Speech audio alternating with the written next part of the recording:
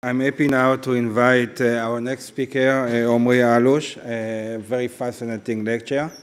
Omri Allouche completed a PhD in computational ecology, and he switched more to machine learning, and he has many interesting papers, and he's now the head of the research in Gong, and he's going to speak how you can use machine learning to move the sales from art to science.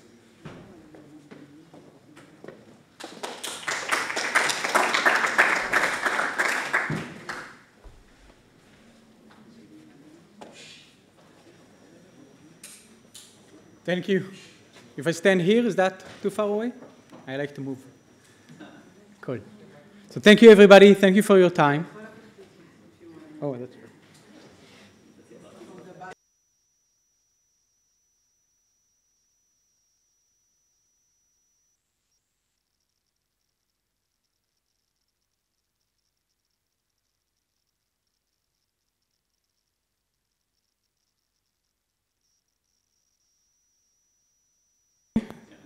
Thank you. Great.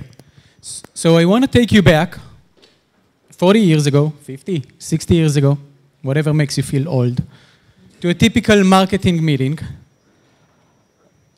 where handsome men sat down in comfortable armchairs, holding a cigarette, a cup of whiskey, the rotary dial phone, and try to get into the head and mind of the customers.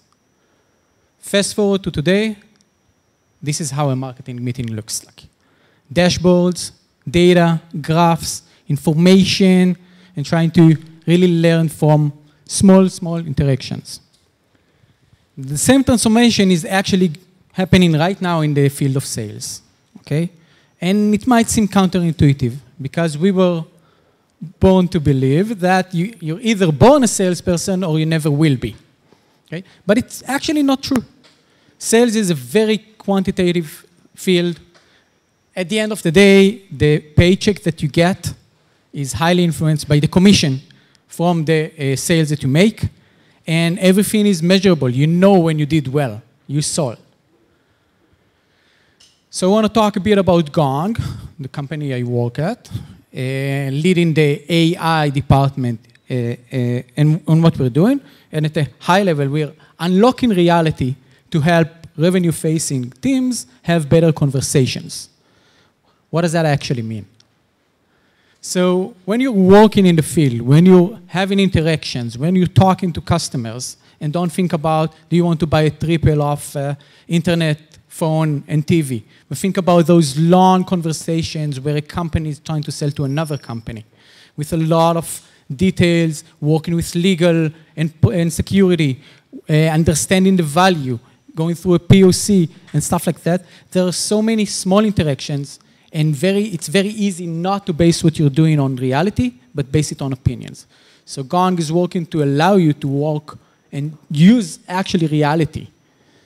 And we use lots of NLP, and we'll see these tools, to actually automate a lot of the processes for you by understanding what people are doing and can be done for them.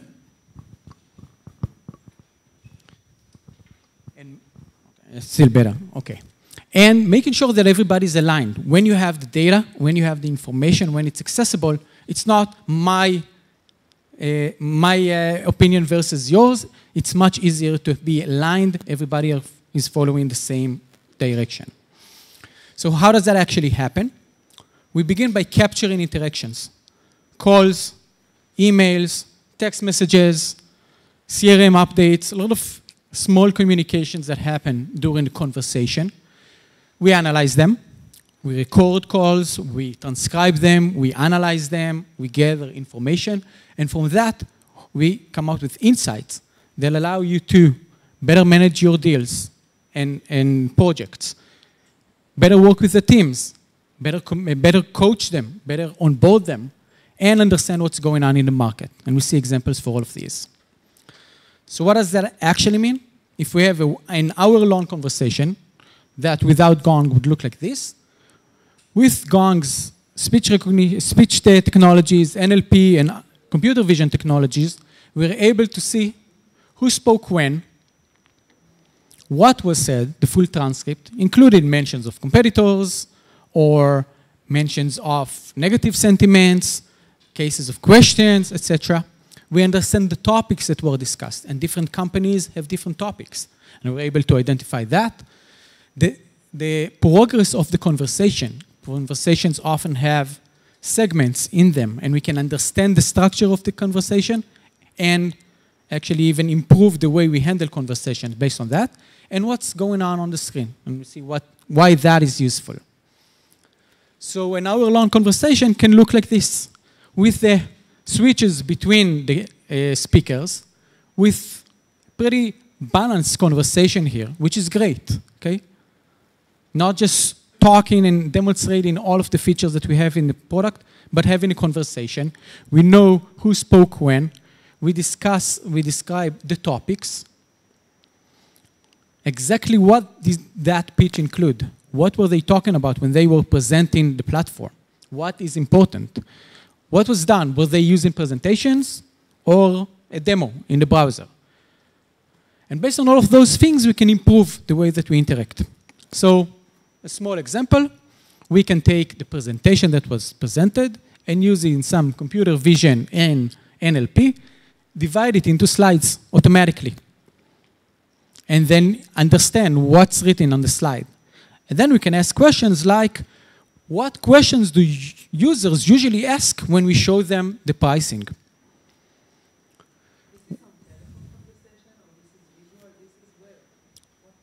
Everywhere. Whenever there's communication with customers, we try to be there. If you go, usually, a lot of the time, if Amazon is trying to sell to a company, they would schedule a Zoom call, and they would go through these things. And this would be recorded. We mostly do B2B. We also have a lot of B2C companies, clients. Many of these calls would be on Zoom or the like, Google Meet, etc. But we also do this for phone calls. And you can ask different questions. If the call was a cold one or scheduled, short calls, long calls, is that a demo call or a negotiation call? All of those things lend themselves to very, very interesting questions. Okay? We can, when we do these things, maybe try to see, when do people talk about discount? If I don't have gone, I don't know. Are they offering discounts because they just want to close the deal and they do this immediately? Or they do this because otherwise they will lose the deal and they have harsh competition? So with the multimodality and understanding, being able to transcribe calls, being able to understand what's going on the screen, what people are saying, who's saying what, when, we're able to ask very, very interesting questions. We also read emails, tons of emails, more than several millions of emails every day. And then we can start to see what people are doing in their interactions, both what they're writing in the email and what they're not writing. For example, it's very interesting to see that when people are not really into the relationship, they would start to take longer to respond to emails or not respond to every email. This is a very strong indication, and we see it in the data. You probably felt already all of those things. So from these understandings that we learn, we can transform them into actionable insights. We know, okay, which of the new salespeople that you got is not mentioned in the competition. And we also know, because we have data, if it's a good thing or a bad thing. Are they not mentioned in competition because why talk about competition and maybe lose the deal? Or because they're too afraid and not sure how to talk about the competition? When we do all of those things, we can help people with statistics and then help them improve by coaching, but we can also show them alerts. You say that this deal is going to be won in 30 days, but you haven't talked about pricing yet. If you're able to understand the topics, understand what's going on, then all of this information becomes very, very powerful. And then we can show, are you talking a lot about pricing or very little? What do top salespeople do? How can you improve? So this is one view of the platform, and we can see all of those interactions. We can see who we're talking with. If you send us an email and in your signature there's your title, we'd read that, and then we would use that to understand, okay, are you talking to decision makers or not? Very often we talk to people that are great prospects. They're very enthusiastic about what we have to offer, but they don't write the check. You have to make sure that you write the check. How do you know who needs to write the check? Is a director level enough, or do I need to get a VP? So when you have enough data, you're able to actually answer these questions based on data. And then we can define things that would help us improve. If we're able to transcribe all of the calls, and we're able to identify the unique competitors of each company, we can build a playlist of all of those mentions of competitors and how top salespeople respond to competitors or how they talk about them, and improve and learn on the go or on a daily routine. So all of these things play together in a demonstration. When we have data, we can show the effect of different aspects, like how many people are we talking to? Should we talk to many people? Should we focus on a small number of people, etc.? And maybe answer some other questions. So just a few examples of things that people care about. I think it's very natural, but personally I don't think this brings a lot of value. People are very interested in knowing what they should write in their emails, as if there's like one formula for writing perfect emails. But data shows that if you're writing never heard back, it would slightly reduce your chances of success. Okay? Which is nice when you get the data, allows you to understand best practices and improve. Okay. And then we can see we can learn about different aspects, like listening. The talk to. Yeah, so salespeople have a very smart saying. If there's one thing you need to take away from this talk, use that. We have 2 ears and 1 mouth for a reason. We need to listen at least twice more than we talk. And it's amazing to see that this entire field kind of really matches the way that we as humans should have conversations. Because trying to sell is not like getting you to buy something that you don't need, but actually understanding your pains, understanding your challenges, understanding where you need to be, and then work with that. And we see this with data. People actually, top salespeople, listen much more. They let the others speak uninterrupted for long periods of time. And this is interesting. We had a discussion during lunch about that. Data actually shows that selling with slides, on average, actually reduces selling chances. Why is that? When we start looking into the data, we see that when you are selling with slides, you tend to talk more. And not only do you talk more, you talk longer. Every time you talk, you don't let the other side put a word in. But even though you talk much more, you actually ask much fewer questions. Okay? And this leads to much worse performance. So when you have the slides, like I do here, it's easier. I don't know what the next slide is going to be. I'm going to look and then talk about it. But when you're having a conversation, that's not a good way to have a conversation. You need to listen, and you need to adapt what you're actually presenting to the other side.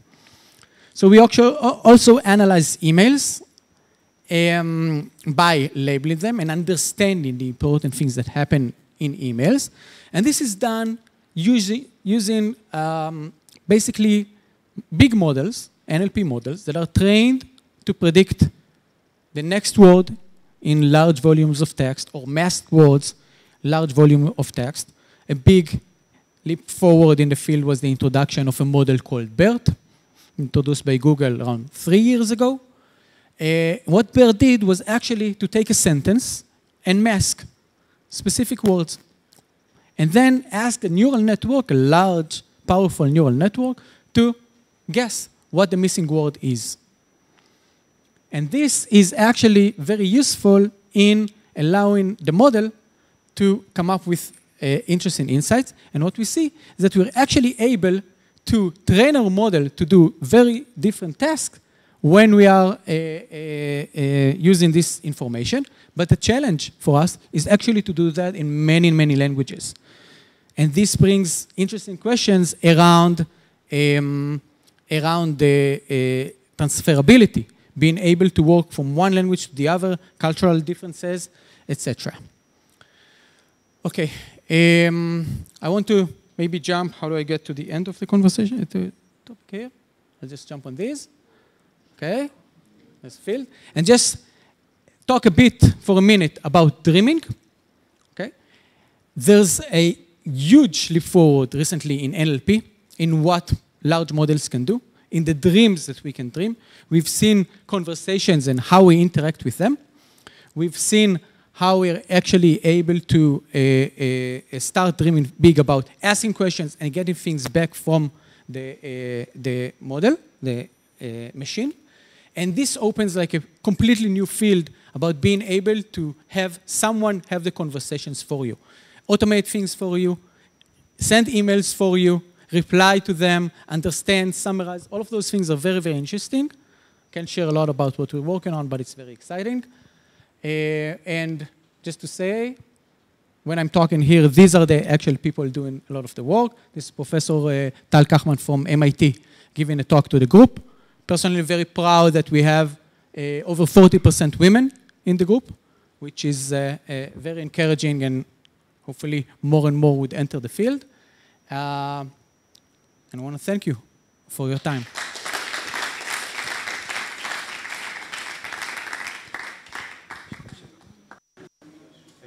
We have time for two questions.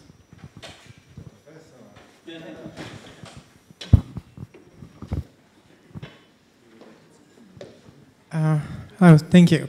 I have a few questions about ethical in the end.